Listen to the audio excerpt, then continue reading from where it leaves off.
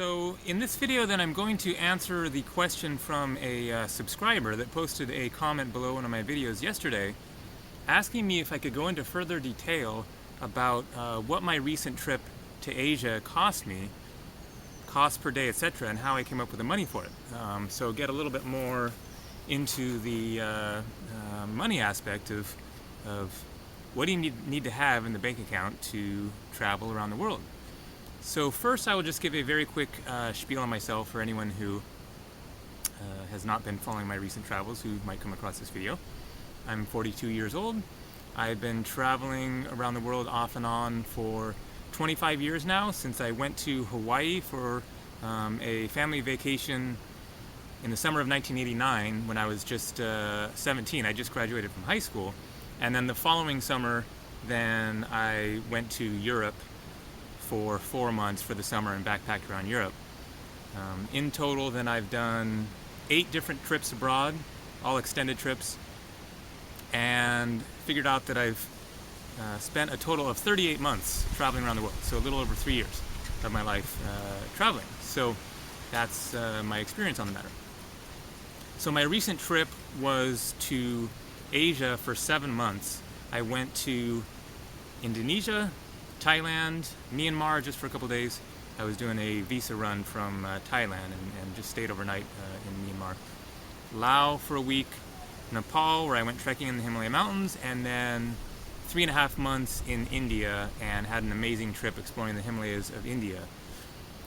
So the way that I saved up the bulk of the money for that trip was working in a national park in Canada. I was born in Canada, so I'm dual citizen. So I was working in Jasper National Park for 7 months last year, and they have cheap housing, there isn't much to spend your money on, and so I saved up about $8,000 throughout the course of working there for 7 months. So I had $8,000 to start the trip.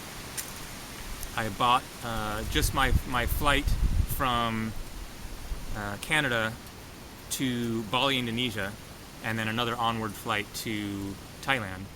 So that cost me around $1,000 there. So I landed first day of my trip with $7,000 in my pocket for the rest of my trip, and then it was open-ended after that. I hadn't bought any other flights, so I didn't know how long I was going to be able to last with the trip. But I also make a little money online from my YouTube channel and from my ebooks.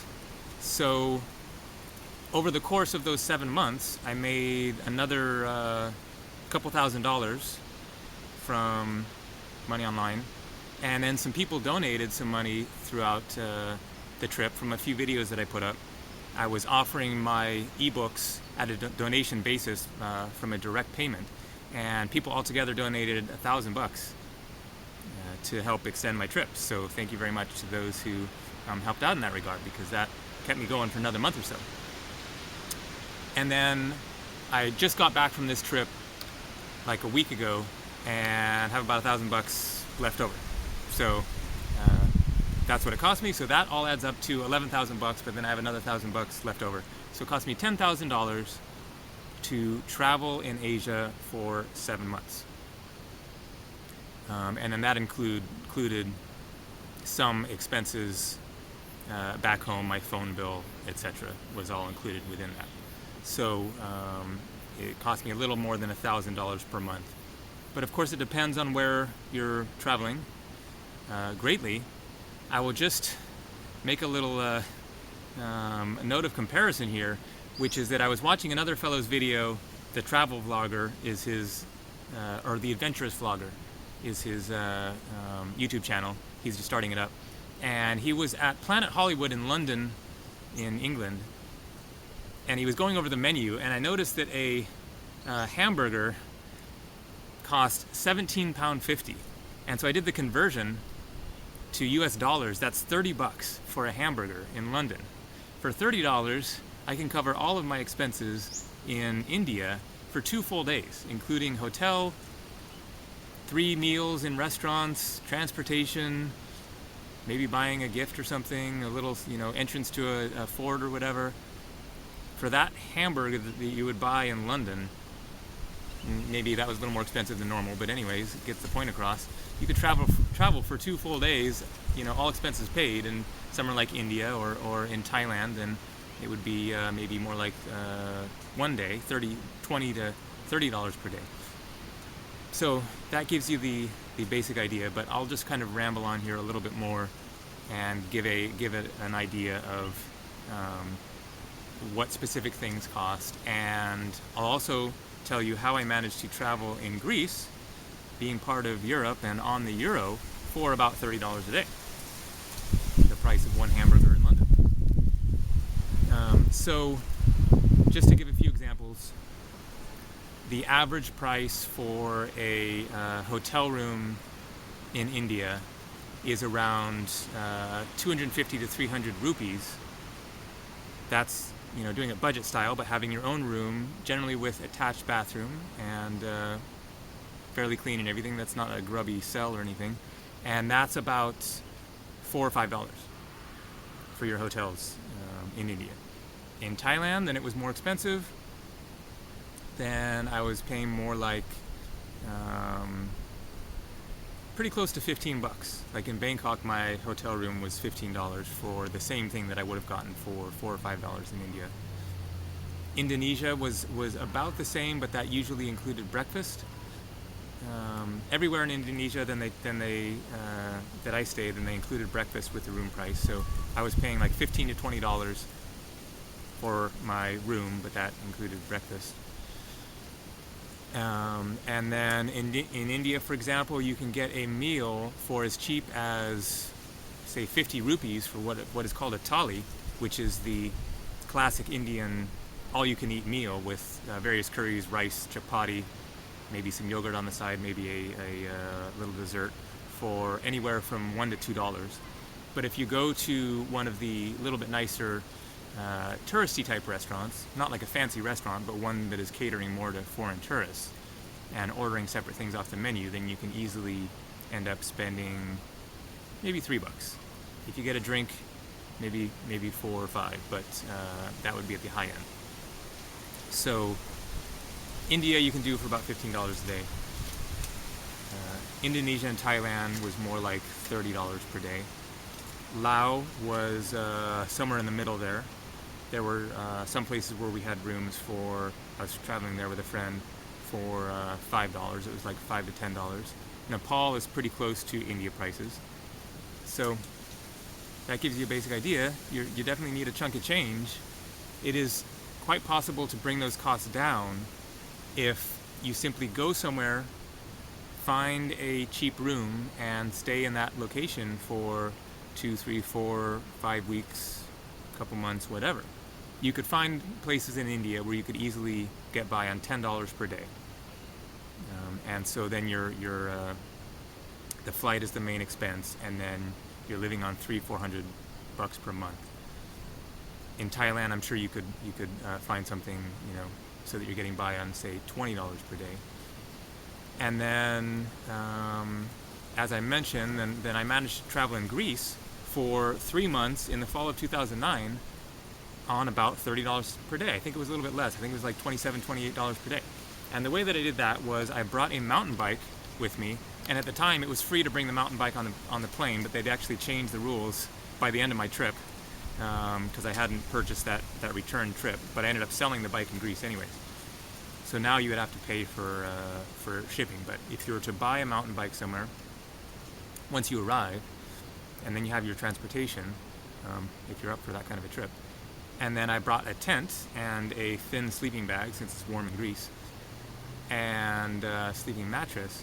And so I was all set up for camping. So I did camping both in campgrounds in Greece, and I slept for free on beaches for just a couple of weeks. I stayed in hostels in Athens that were Western prices, $25 or so. I did work exchange at a retreat center called Kalikalos. If you want to check it out, it's in the Pelion Peninsula of Greece, which is north of Athens a little ways. And I'll put a note in this video of the name of that place, kalikalos.com, if anyone wants to do that. And so that was a couple $100 for the 2 weeks. So that was pretty cheap. I also, and you can't always arrange this, but I also met a Greek woman there, and we got together as a couple and traveled together for 3 months, both in Greece and in Turkey. And that's a good way to bring costs down on your accommodation, is split it with somebody, and there you're cutting it in half. We also were traveling in off-season for a good chunk of the time. In Greece, that's September and October, sort of mid-September towards the end of October. And so room prices had come down considerably, a half, maybe even a third. We stayed in the main tourist village on Santorini, one of the most popular islands in Greece, for I think 30 euros, which was about $45 at the time. I think that'd be more like $40 now. And then so split between 2 people, then that's $20 each to have a nice room in a touristy spot in Greece, on a beautiful Greek island. That same room, I'm sure, would have been 2 or 3 times that in high season. So those are all some tips to keep in mind for how to keep costs down. There's also things like couchsurfing.com, Woofing, WWOOF, is a work exchange program that you can get free room and board in exchange for labor on various farms. Helpx.net is another work exchange type of a website that connects you with people looking for people to help out with various projects. So there you go. That's the basic rundown on what it costs for me to travel for 7 months in Asia, where it's cheaper than elsewhere. But anywhere in the world you can travel more cheaply, at least, by various tactics: camping, hitchhiking, biking, getting a Eurail pass if you're going to Europe,